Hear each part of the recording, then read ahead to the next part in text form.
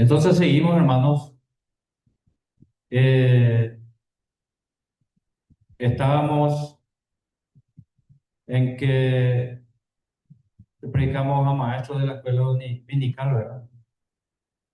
Hablamos de cómo predicaríamos los grupos de médicos, que estamos en la iglesia, personas de distintas profesiones, edades, niveles de formación, clases sociales, y que el predicador debe desarrollar la capacidad de analizar las necesidades de los oyentes, entendiendo que cada grupo puede tener preocupaciones, preguntas y actitudes diferentes.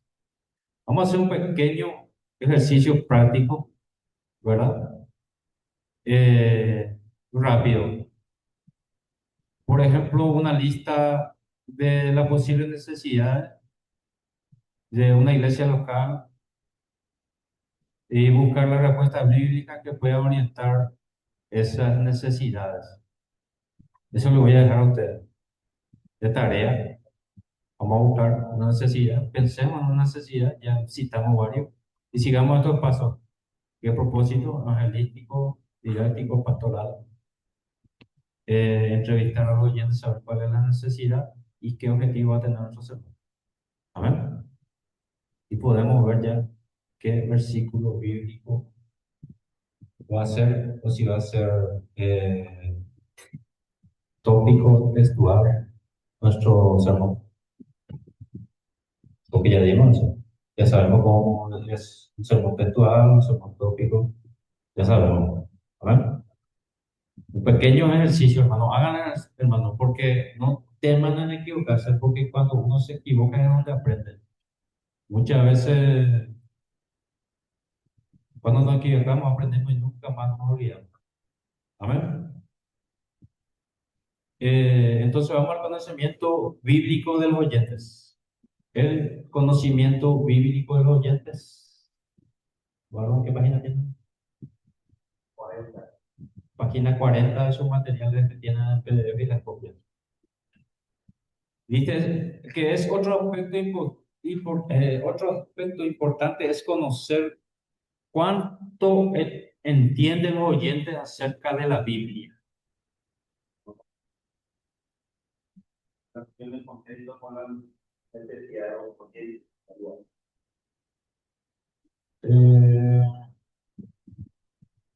se viene después vamos a ver. Vamos a hacer eh, eh,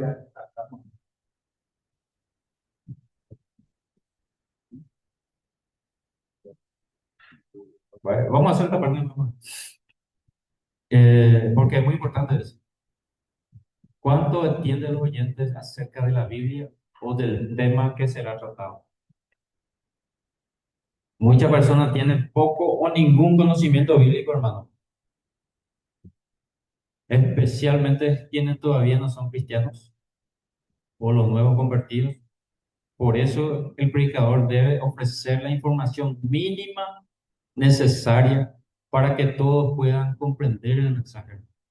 Ejemplo, cuando mencionamos una expresión o vamos a predicar en un sermón sobre la segunda venida de Cristo, ¿qué conviene preguntarnos primero? Agarramos, nosotros queremos predicar sobre la segunda venida de Cristo. Yo particularmente, yo digo que debemos conocer ya la Biblia de pe a pa para predicar eso. La promesa, la segunda venida de Cristo. Y aquí vamos a prestar mucha atención, hermanos, mucha atención. Si vamos a tomar para interpretar la segunda venida de Cristo, esta expresión, hermanos, no van a encontrar seguramente. El oyente debe poseer ciertos conocimientos bíblicos previos. Conocimientos bíblicos previos. El oyente no dice el predicador. El predicador ya tiene que saber todo. Todo. Y bien, no tirar una apostasía.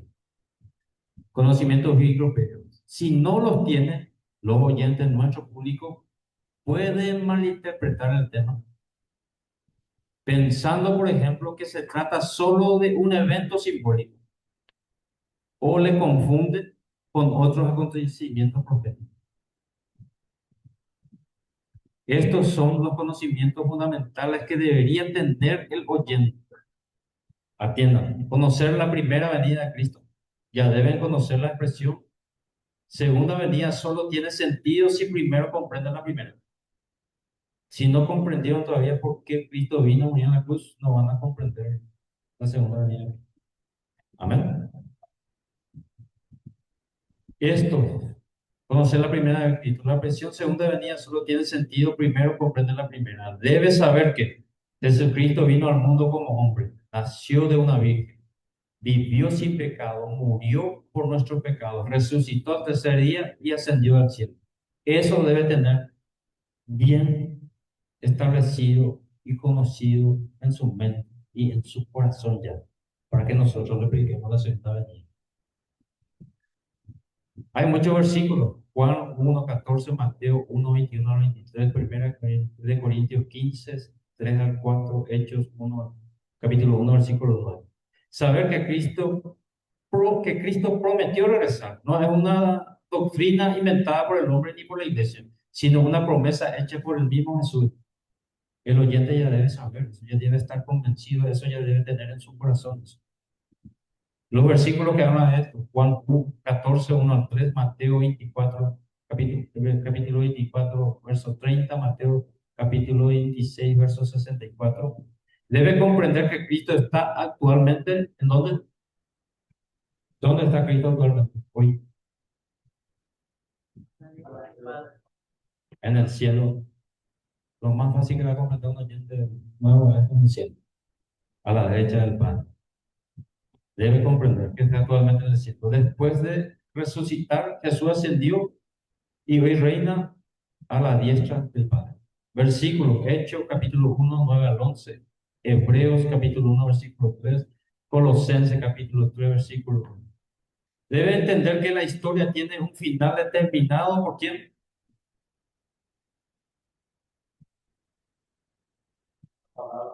¿Quién determinó la palabra? La palabra que está dentro de esto. ¿De quién es? De Dios. ¿Quién definió? Entonces, Dios. Debe entender que la historia tiene un final determinado por Dios. La Biblia enseña que el mundo no continuará indefinidamente. Habrá un cumplimiento del plan divino. Y eso ya debe saber. Saber quién es Jesucristo. La segunda venida no es simplemente el regreso de un personaje histórico, sino el Hijo de Dios, Rey y Juez.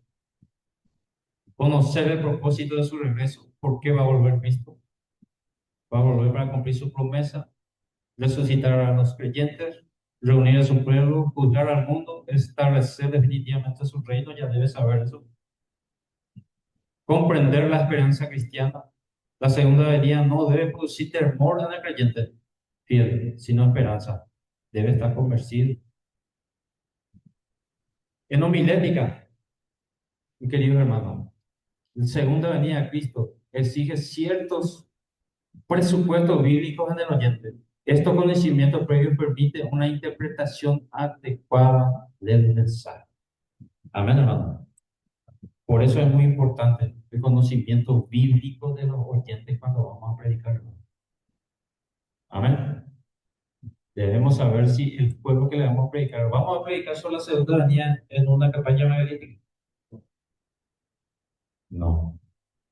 ¿En un sermón pastoral? ¿En un sermón didáctico? Sí. Amén. Y quiero pasar ahora el lenguaje adecuado para comunicar el mensaje. No sé, hermano.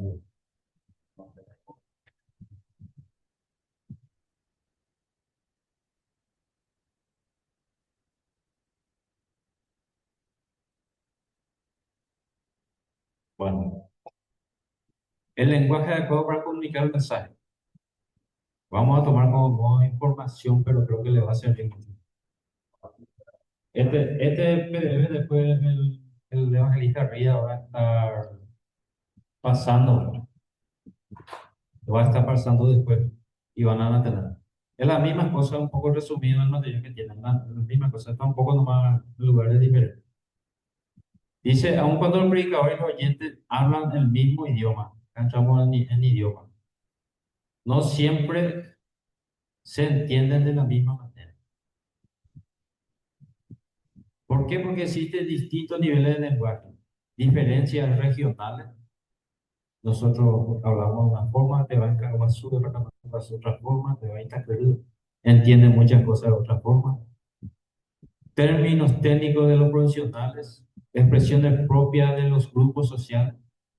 Por eso el predicador debe evitar un lenguaje innecesariamente complejo. Hablamos de qué significa concupiscencia. Exasperar, por ejemplo, ¿alguien sabe qué quiere decir exasperar? Y está en la Biblia. Yo le predicé a los niños la pasada en 47 y decía exasperar y tuve que decirle a ellos en su lenguaje. Exasperar es cuando nosotros insistimos meterle a alguien un conocimiento a su cabeza, por fuerza le insistimos a nuestros hijos hasta que se casan y no nos quieren escuchar más, en una sola palabra. Entonces, ese tipo de palabras nosotros debemos buscar el significado y adecuar al lenguaje de nuestro público para que ellos entiendan. Amén, hermano. Ahora, si le vamos a aplicar pastores, maestros de la palabra, ahí sí, hermano, podemos explicarnos. Por eso, el público debemos saber el público. Si nuestro público está apto para recibir lo que nosotros estamos diciendo. En resumen, el análisis del oyente debe considerar tres tipos básicos. Análisis, estamos analizando a nuestro público, todavía no estamos preparando segundo. Estamos analizando tres principios básicos. ¿Qué concepto o entendimiento tienen los oyentes sobre el tema que se les predica? ¿Qué concepto o qué entienden sobre el tema que vamos a predicar a nuestros oyentes? ¿Están preparados para que le hablemos sobre la segunda venida? A veces ni nosotros nos tenemos que preparados. Nos falta todavía entender muchas cosas. ¿Qué conocimiento poseen del texto bíblico base del mensaje? ¿Qué lenguaje debe usarse para comunicar con claridad el mensaje divino que acabamos de decir? Lenguaje que vamos a usar. Es difícil para nosotros explicar en fútbol eso, ¿verdad? Mezclamos todo el portugués con el español. Y cuando vienen ellos también, por más que estamos en la frontera y no entendemos, a veces conviene más ir a predicar en español porque todos entienden que querer hablar en portugués si no estamos preparados para hablar portugués. Y viceversa. ¿Es así o no es así? Ya no le pasó así. Entonces, humildemente, hermanos y hermanos, yo sé hablar más o menos portugués, yo hablo español. ¿Ustedes van a entender español? Amén. Predicamos en español, ¿verdad? Pero pausadamente, porque si le apretamos no van a entender. Pausadamente para que entiendan. Amén.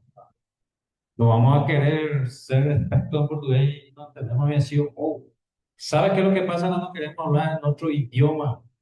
Principalmente nosotros en el portugués, que decimos palabras en portugués que no tienen nada que ver con lo que queremos expresar en el mensaje. No sabemos el concepto de la palabra y tiramos, ¿no? Y eso no queda bien, porque ellos van a interpretar de otra manera. Amén, hermano. Por eso es importante, parece que no, pero es así, hermano. Al responder esta pregunta, el predicador podrá hacer un análisis razonable de sus oyentes. Vamos a poder analizar razonablemente cuando nos preguntamos qué concepto entienden, qué conocimiento poseen del texto bíblico, qué lenguaje debemos usar para comunicarnos con ellos. Nosotros vamos a hacer un análisis razonable de los oyentes y adecuar nuestro mensaje a estas necesidades. Adecuarnos a estas necesidades. Eh, hasta aquí, hermanos. ¿Alguna consulta, hermanos del Zoom, hermanos de la red Victoria? Pueden enviar sus consultas a los números que les pasamos. Podemos enviar también en Fatos en línea, en la sede internacional también podemos mandar. Eh,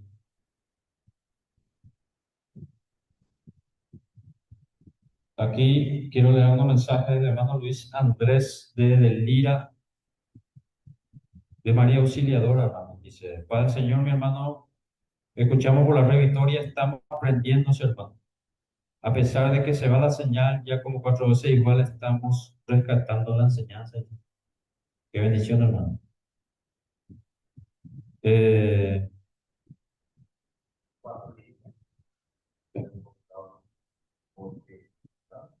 Foto en línea. También están los hermanos.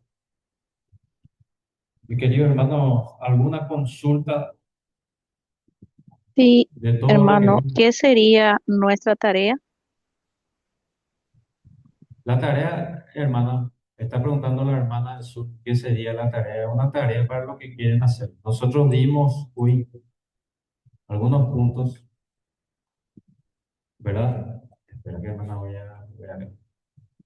Nosotros hoy dimos la lección 2, clasificación de los sermones según su propósito, dimos el sermón, el propósito evangelístico, pastoral, didáctico. Vimos analizar las necesidades de los oyentes y los objetivos del mensaje. También cómo debemos analizar, qué preguntas debemos hacer. Entonces, hermana, hagamos ese ejercicio en base a estos 3 puntos. Vamos a ver un sermón, vamos a preguntar, a llamar a los hermanos lo que quieran, o podemos nosotros crear alguna necesidad, y en base a eso buscamos un mensaje bíblico y definimos qué propósito, evangelístico, pastoral o didáctico, ¿verdad? Hacemos las preguntas y fijamos un objetivo. ¿Qué nosotros queremos lograr? ¿Qué vamos a lograr de acuerdo a lo que preguntamos? Puede ser en un anexo, nosotros podemos crear esa necesidad. Le preguntamos, ¿qué necesidad es? Ah, no, hermano, llueve y no viene. Apenas llovina, 3 horas antes ya no viene. Entonces vemos qué tipo de sermón, evangelístico, pastoral, didáctico. Después vemos qué objetivo nosotros queremos lograr. Aquellos hermanos que no se van porque llueve un poquitito nomás ya no aparecen en la iglesia. Amén, estamos cantando, hermana del sur. Amén, acá el hermano nos está diciendo que sería por la lluvia un objetivo afectivo. Acordémonos que el objetivo tenemos cognitivo y afectivo. Ponemos el problema. ¿Qué tipo de sermón vamos a hacer abajo? Este es el problema donde está la anexo. Podemos crear ese problema ficticio, o si alguien quiere llamar a algún anexo, no pongan nomás que el número de anexo X y X nomás. Le llaman al pastor, pero no vamos a poner nomás que anexo para respetar un poco al pastor. Amén. Si quieren llamarlo, si no, crean uno ustedes. Bueno, ustedes saben todos los problemas que tenemos en la congregación. Crean uno de esos problemas. Agarren y vean cuáles son esos problemas, vean todo y después yo les recomiendo, después de que saben el problema, ahí hagan todas las consultas, vayan a ver si van a ser evangelístico, pastoral o didáctico. Después vayan al objetivo, cuál va a ser, cognitivo o afectivo. Y vean un versículo, o ya ahí ya vamos a ir a la clase anterior si quieren hacer por tópico, si quieren hacer textual. Hasta ahí, hermano. Eso fue lo que desarrollamos. Hoy en la clase entendimos bien esas 3 partes. Todavía no entramos en la parte del sermón. El grande amor de Dios, la gracia de nuestro Señor y Salvador Jesucristo, la comunión del Espíritu Santo sea con cada uno de vosotros. La iglesia dice: Amén. Amén. Amén.